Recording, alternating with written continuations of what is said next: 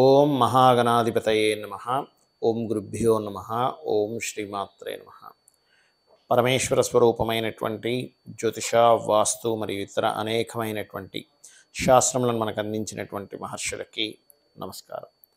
హయగ్రీవ హయగ్రీవ హయగ్రీవేతి యో వదేత్ తస్య నిస్సరతే వాణి జహ్నుకన్యా ప్రవాహవత్.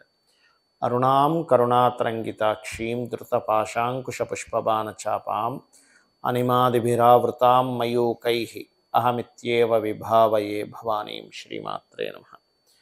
ప్రేక్షకులకి ఆ లలితాంబిక అమ్మవారి యొక్క అనుగ్రహం పరిపూర్ణంగా కలగాలని మనస్ఫూర్తిగా కోరుకుంటూ ఇప్పుడు చెప్పబోయేటువంటి వార ఫలితాలు ఏవైతే ఉన్నాయో 22వ తేదీ నుంచి 28వ తేదీ మధ్యలో, ఇది 2 గ్రహాలకి మధ్యలో ఉండేటువంటి వారంగా చెప్పుకోవాలి దీన్ని.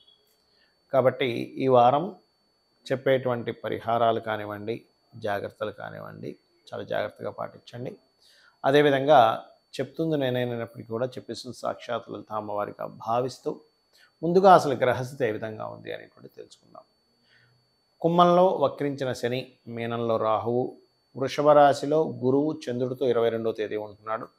ఈ యొక్క చంద్రుడు కర్కాటక రాశి వరకు సంచారం జరుగుతుంది. అదేవిధంగా మిథున రాశిలో కుజుడు మరియు 22వ తేదీ బుధుడు సింహంలో ఉంటాడు, కానీ 23వ తేదీ రవి కేతువుల దగ్గరికి బుధుడు మారుతాడు. ఇక శుక్రుడు తులారాశిలో ఉన్నాడు.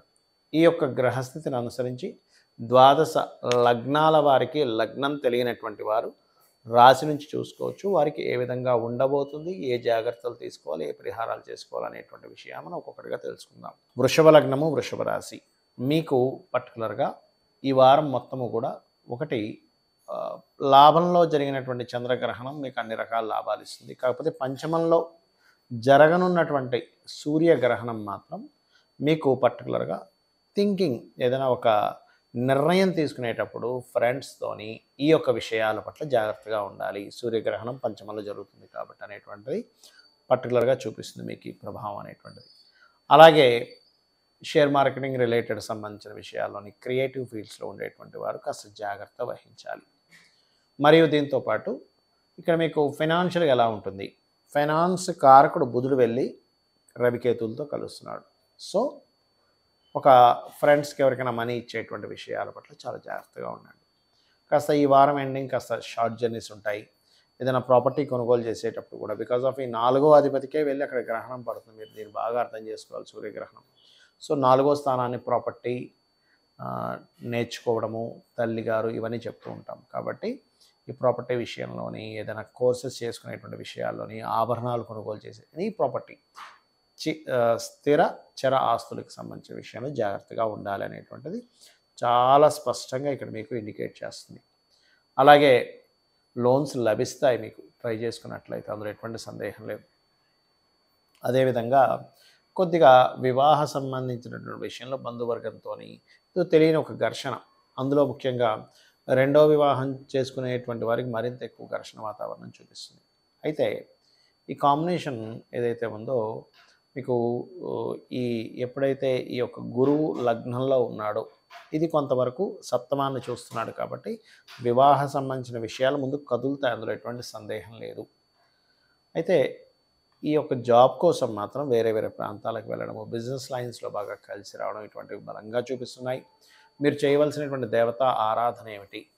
కేతు, రవి, రాహు, చంద్రగ్రహాల దగ్గర దీపారాధన చేసుకుంటూ ఎక్కువగా గణపతిని ఎక్కువగా ఆరాధించండి. సూర్య నమస్కారాలు ఎక్కువగా చేయండి. విష్ణు సహస్రనామాలు ఎక్కువగా చేయండి.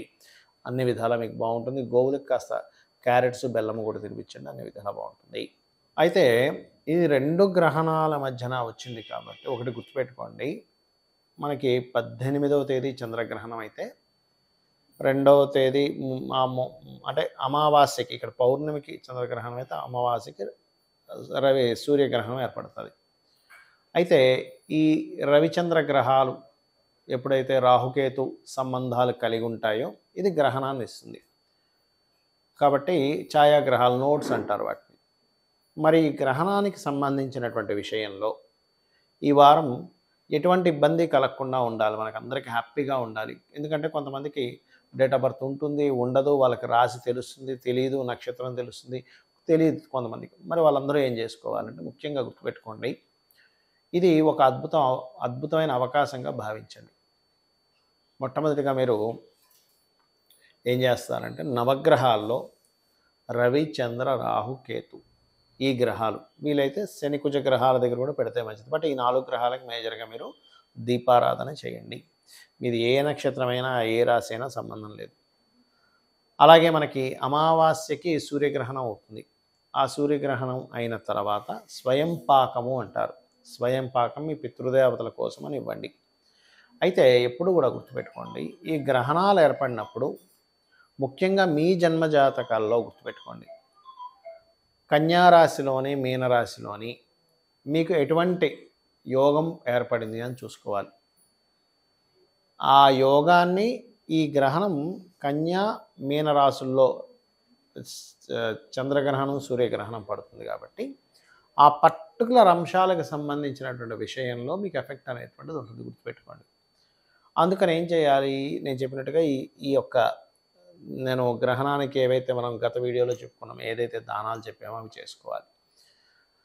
అలాగే ఈ యొక్క నేను చెప్పినట్టుగా రాహువు, కేతువు, చంద్ర, రవి గ్రహాల దగ్గర దీపారాధన చేసుకుంటూ ఈ 40 రోజుల పాటు గుర్తుపెట్టుకోండి శ్రీమాత్రే నమః అనే మంత్ర సాధన. అయితే ఇక్కడ వీటితో పాటు మీ పర్సనల్ చార్ట్ ఎప్పుడు కూడా చూసుకోండి.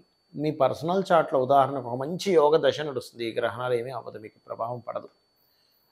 అంటే ఎలా అంటే చూడండి, బయట ఒక రెసిషన్ వచ్చింది, బాగా కరువు కాటకాలు ఉన్నాయి, కానీ మీ దగ్గర ధాన్యము, ధనము అన్నీ ఉన్నాయనుకోండి, ఆ కరువుతో మీకు పెద్ద ఎఫెక్ట్ ఉండదు. అలా కాకుండా మీకు ఇబ్బంది ఉండి ఫైనాన్షియల్గా బయట కరువు వచ్చింది, అప్పుడు మీరు ఇంకా ఎక్కువ ఎఫెక్ట్ అవుతారు. అంటే ఎవరి దగ్గర డబ్బులు ఉండవు, మీరు ఎవరైనా అప్పుడుదా ఉన్నా కుదరదు. అంటే ఏమిటి, మీ personal chart is most important. Personal చార్ట్లో ఏ దశ నడుస్తుంది, ఏ అంతర్దశ నడుస్తుంది, ఏ ప్రత్యంతర దశ నడుస్తుంది, మీకు ఉన్నటువంటి యోగం ఏమిటి, మీకు ప్రస్తుతం నడుస్తున్న మహాదశ యోగ్యవంతంగా ఉందా, నీచభంగ రాజయోగాలు ఉన్నాయా, విపరీత రాజయోగాలు ఉన్నాయా, మీ లగ్నం యొక్క స్ట్రెంత్ ఏంటి, ఒక్కటే గుర్తుపెట్టుకోండి ఎప్పుడు కూడా, లగ్నం బలంగా ఉంది ఏదైనా సాధించగలడు, ధనభావం బలంగా ఉంది, ఏ రూపంలో అయినా డబ్బులు వస్తుంది ఆ జాతకుడికి. అయితే ఏ రూపంలో అయినా వస్తుందా అంటే మళ్ళీ స్పెసిఫిక్ కొన్ని కాంబినేషన్స్ ద్వారా ఎక్కువగా వస్తుంది, గుర్తుపెట్టుకోండి. అలాగే ప్రయత్న స్థానం బలంగా ఉంది, చేసే ప్రయత్నం ఫలిస్తుంది.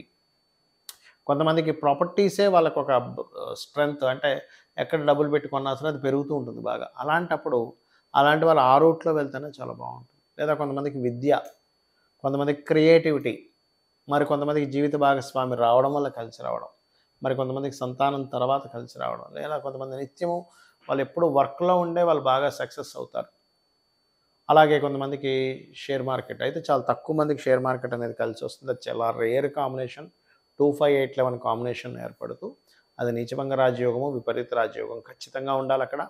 అదేవిధంగా వృత్త, వ్యాపారమా, ఇన్వెస్ట్మెంట్స్ చేస్తే బాగుంటుందా, ఎప్పుడు చేయాలి, విదేశాలకు వెళ్తే బాగుంటుందా, ఇక్కడ ఉంటే బాగుంటుందా అనేటువంటి అంశాలన్నీ కూడా మీ యొక్క జన్మజాతకంలో నిక్షిప్తమై ఉంటాయి, గుర్తుపెట్టుకోండి.